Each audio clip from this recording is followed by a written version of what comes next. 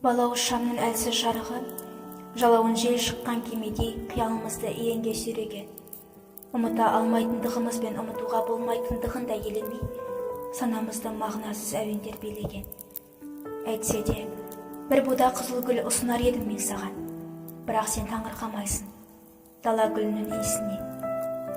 Иә, біздің сезім, өзіміз ойлағаннан да сараң, тіпті оны қуатта қалмаған түйсінер. Біздің бұл ауырда азапты хәлімізді ұғар кім? Сен нені аңсайсың жаным, көзіңді үн-түнсіз әйнекке қадап. Бәлкім, біз бір күні ұмыта алмайтындығымыз бен ұмытуға болмайтындығы үшін егіліп жылармыз, бірақ ол кезде тым кеш болар. Жасымыз көкірегімізде бір жарған қуашақ гүлдің жапырағына әппақ қырау боп қонар. Сосын ол да солар.